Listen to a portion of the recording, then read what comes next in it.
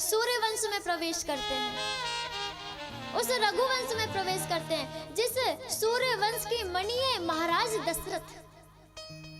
नाम दशरथ क्यों पड़ा? क्योंकि इन्होंने अपनी 10 इंद्रियों को रथ रखा था, 10 इंद्रियों को अपने वश में कर रखा था, इसलिए नाम इनका दशरथ पड़ा।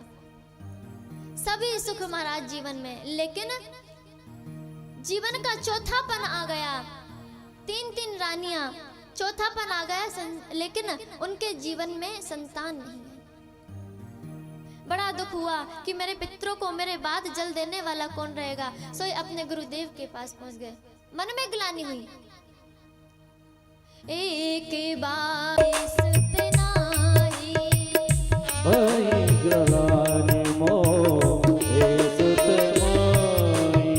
बड़ी ग्लानि हुई, जीवन में संतान सुख नहीं। गुरुदेव के पास पहुंच गए, गुरुदेव जी मुस्कुराने लगे। दशरथ जी कहते हैं मैं दुखी हूं, आप मुस्कुरा रहे हैं। कहा कि मैं तुम्हारे आज को देखकर नहीं, कल को देखकर मुस्कुरा रहा हूँ। तुम्हारे यहाँ परब्रह्म परमात्मा आएंगे। सुंदर सा यज्ञ किया। धन्वंतरी महाराज हाथ में खीर चरू लेकर के प्रकट हुए, देवियों को खिलाया। जिस दिन से प्रभु गर्भ में आए, समस्त अवधपुरी महाराज मानो आनंदित हो रही है, ऐसी अवधपुरी। धीरे धीरे समय बीता। समय बीतने के साथ वो घड़ी आ गई जिस घड़ी में हमारे प्रभु का प्राकट्य होने वाला था। उस सूर्यवंश में हमारे भगवान श्री राघवेंद्र सरकार का प्राकट्य होने वाला था। नौमी तिथि मधुमास पुनीता। नौमी तिथि आ गई महाराज। नौमी तिथि मधुमास पुनीता, शुक्ल पक्ष अभिजित हरि प्रीता। अभिजीत मुहूर्त आया, शुक्ल पक्ष आया।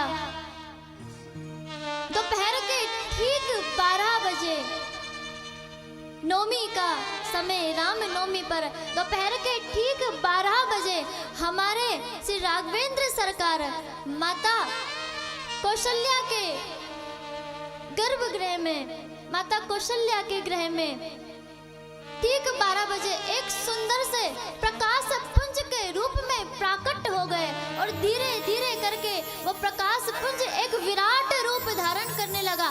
शंख चक्र गदा इत्यादि धारण करके भगवान राघवेंद्र माता के सामने खड़े हुए। बोले राजा रामचंद्र भगवान की जय हो। अब जैसे ही चतुर्भुज रूप में आए, मैया ने प्रणाम किया। प्रणाम करके पूछा आप कौन? कहा देवी आपका पुत्र। कहा ऐसा भी पुत्र होता है जिनके 4 हाथ हो? भगवान ने अपना शिशु रूप धारण किया। शिशु रूप धारण करके मैया के अंक में आए, सभी को सुख प्रदान किया। जीवन में रावण आदि जैसे कई दुष्टों का संहार कर उनका उद्धार किया।